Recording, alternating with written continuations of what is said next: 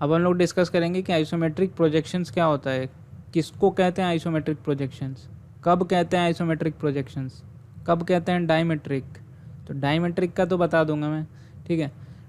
Isometric, trimetric और diametric में सिर्फ एंगल का याद रखना है आप लोगों को, बाकी से कुछ नहीं याद रखना है, वो सब क्वेश्चन नहीं पूछता है। आइसोमेट्रिक का थोड़ा डिटेल में बात करेंगे क्योंकि वो तो अब आपके सिलेबस में है, ठीक है।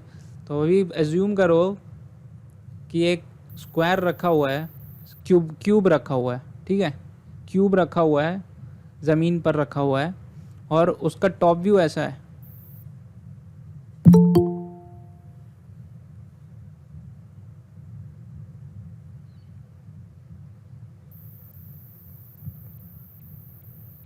टॉप व्यू ऐसा है, तो उसका फ्रंट व्यू कैसा दिखेगा? सर स्क्रीन नहीं दिख रहा है। यस सर, स्क्रीन नहीं दिख रहा सर। किसी को नहीं दिख रहा? नहीं सर। No sir. तो ये अगर हम फिर से बता दें, रिकॉर्डिंग नहीं हो रहा था। ये वाला एंड, टॉप में ये वाला कोना, ये वाला कोना अपनी तरफ खींचो, अपनी तरफ खींचोगे, अपनी तरफ खींचोगे, और इसको ज़मीन पे ही रहने देना, इस कोने को अपनी तरफ खींचोगे तो ये वाला एंड, इसका नाम मान लो, नाम दे देते हैं 1 2 3 4। तो यहाँ 1 दिख रहा होगा, 1 को अपनी तरफ खींचना है तो 1 यहाँ पे आ गया होगा, 2 और 3 इधर होगा, 4 इधर होगा, ये 2 होगा। अब समझ में आया? ठीक है। तो हमें जब टिल्ट कर देंगे तो ये वाला एंड अभी भी ज़मीन पे है, ये कोना अभी भी ज़मीन पे है, बाकी सब उठ गया होगा ज़मीन से। हाँ यस सर। ठीक है, ठीक है, अब समझ गए होगा। यहाँ पे क्या है, 2 है, यहाँ पे क्या है 1, और ब्रैकेट में 3 डैश है, 1 डैश 2 डैश, यहाँ 4 डैश, ऊपर का सिर्फ बता रहा है, ठीक। और यहाँ पे 5 डैश 6 डैश 7 डैश 8 डैश, ठीक है। तो ये 5 अभी भी ज़मीन पे है, 5 अभी भी ज़मीन पे है, ठीक है, बाकी सब उठ गया होगा। तो ये जो हम टिल्ट किए हैं, तो उससे पहले एक चीज़ पूछ लें कि टॉप व्यू में हमको कौन कौन सा डायमेंशन दिखता है?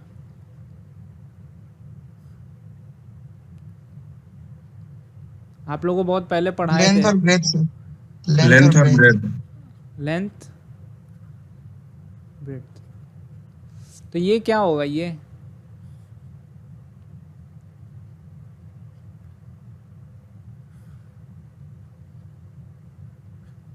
लेंथ होगा,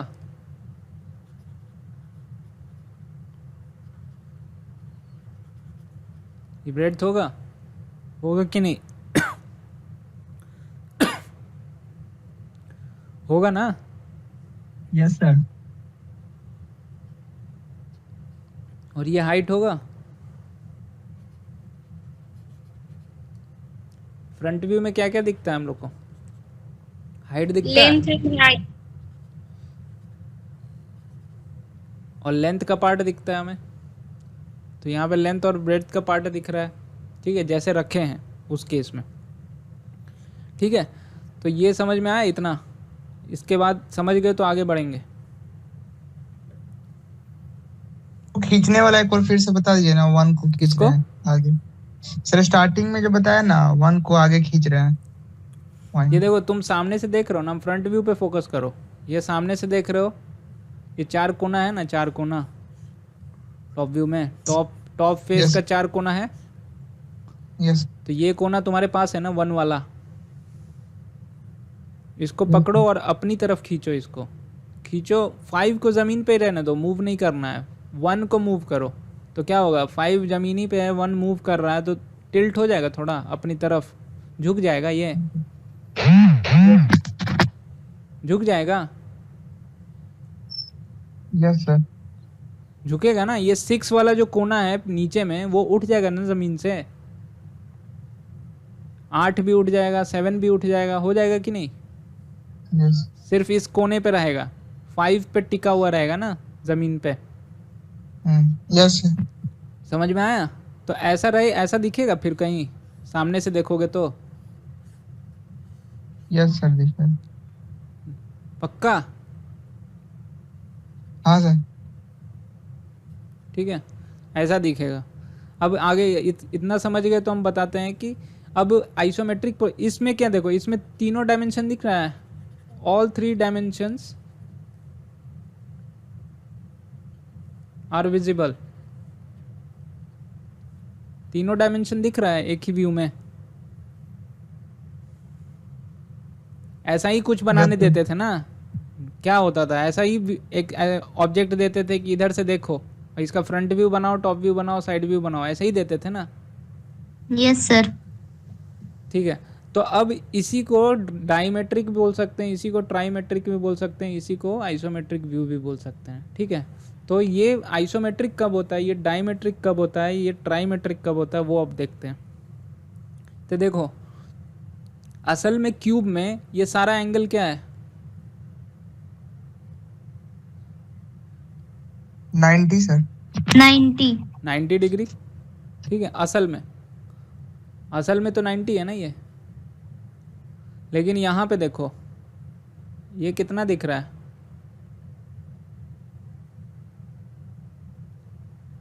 कितना दिख रहा है ये? 120। नहीं, तुम्हें कैसे पता है 120? मोर देन 90 है? Yes sir. सब अभी जितना जो दिख रहा है ये मोर देन 90 लग रहा है ना? Yes sir. तो इसका नाम हम दे देते हैं अल्फा बीटा गामा। देखो, अब जब alpha is equal to beta is equal to gamma हो जाए, तो जब तीनों इक्वल होगा तो ये कितना होगा? 120 होगा। क्यों? क्योंकि टोटल देखो 360 डिग्री है।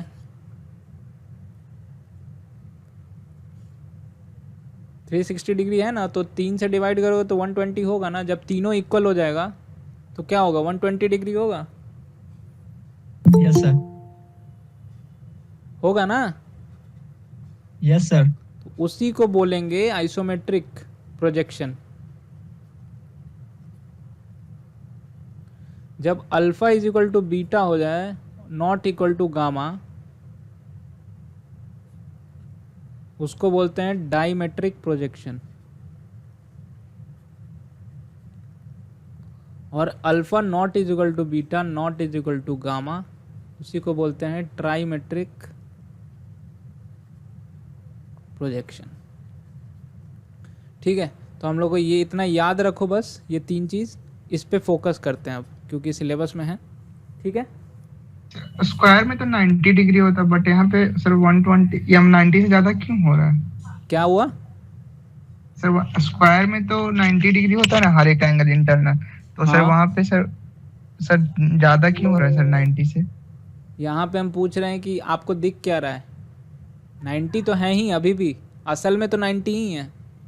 तुम जब टिल्ट कर दोगे सामने से, तुमको क्या दिख रहा है, कैसा दिख रहा है? ये देखो कैसा दिख रहा है,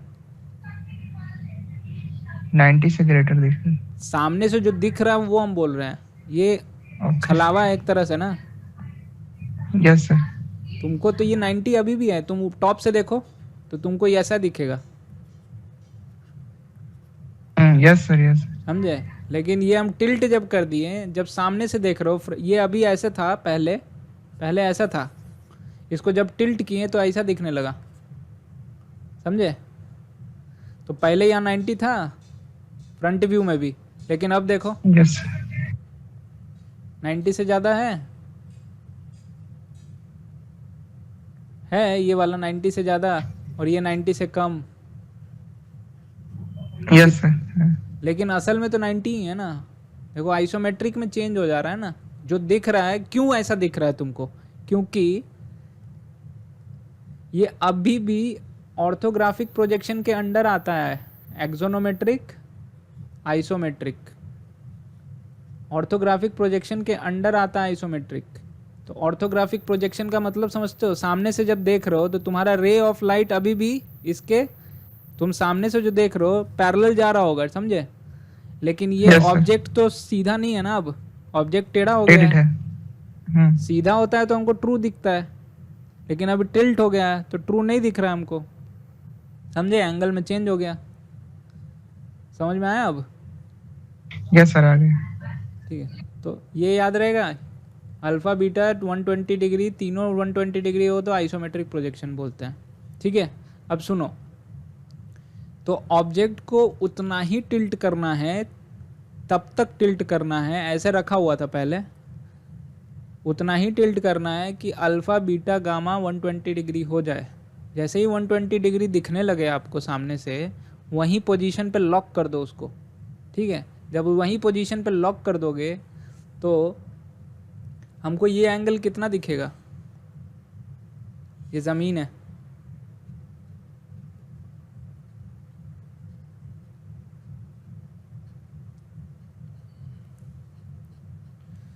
ये एंगल कितना दिखेगा?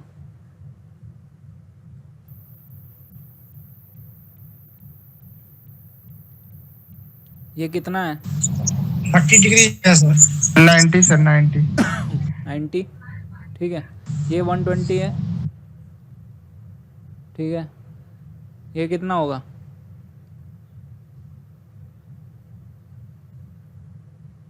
ऑपोजिट कितना होगा? 60 होगा। याद है ज्योमेट्री? यस सर, याद है। इक्वल होगा ना, तो 240 हो गया, बचा कितना? 120। तो ये कितना होगा? ये कितना होगा? तो ये कितना है?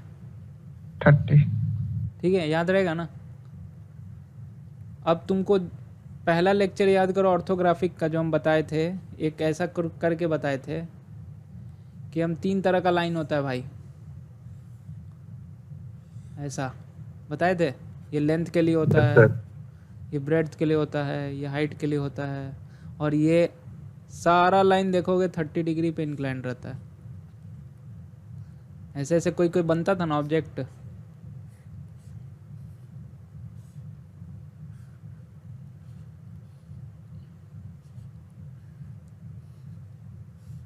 ऐसे कोई ऑब्जेक्ट बना हुआ है, हम बोलते थे ना इधर से देख रहे हो तो क्या है, कौन सा फ्रंट व्यू क्या है, टॉप व्यू क्या है, ऐसा बोलते थे ना। तो यहाँ पे देखो 2 तरह का लाइन होता था, एक ऐसे होता था, एक कैसे होता था, याद आया?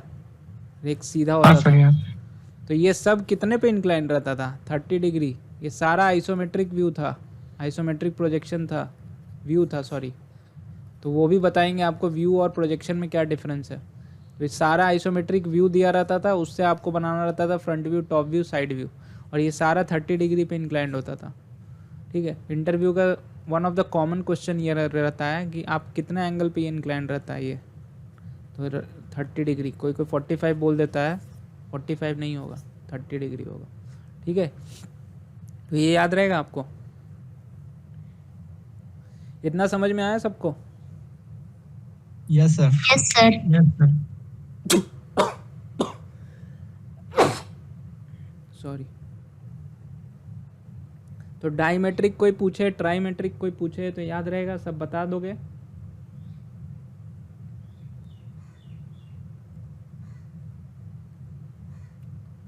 अब यहाँ पे नोट कर लो, एग्ज़ाम में पूछ सकता है या वाइवा में, इंटरव्यू में पूछ सकता है। एक्सोनोमेट्रिक प्रोजेक्शन के अंदर आता है आइसोमेट्रिक प्रोजेक्शन। ठीक है, तो एक्सोनोमेट्रिक प्रोजेक्शन के अंदर डायमेट्रिक, ट्राइमेट्रिक, आइसोमेट्रिक, ये तीनों आता है। तो पूछेगा कि इसका कैरेक्टरिस्टिक्स क्या होता है। तो यहाँ से आप देखो, ये एक्सोनोमेट्रिक किसके अंदर आ रहा है? ऑर्थोग्राफिक के अंदर आ रहा है,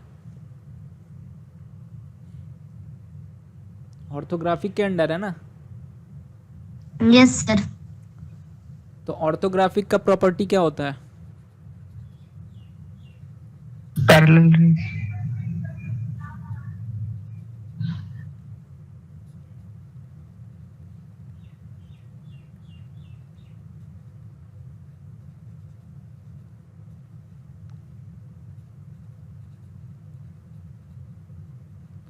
यहाँ आप ऐसे भी देख सकते हो, ऑर्थोग्राफिक किसके अंदर आया, पैरेलल प्रोजेक्शन के अंदर आया, तो पैरेलल तो होगा ही, ठीक है। दूसरा क्या होता है,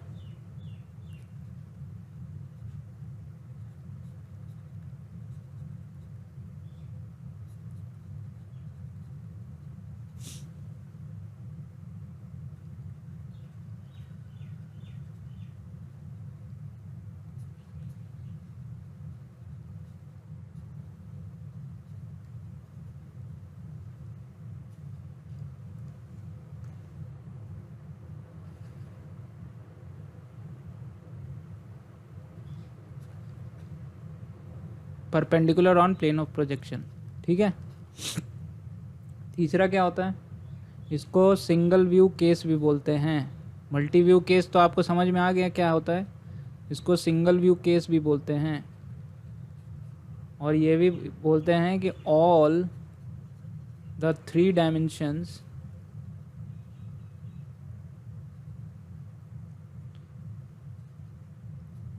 कैन बी मेजर्ड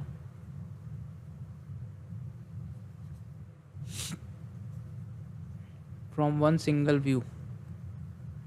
एक ही व्यू में तीनों डायमेंशन पता चल जाता है। तो ये भी क्लियर है आप लोग को, तीनों डायमेंशन है इसके अंदर, यस सर।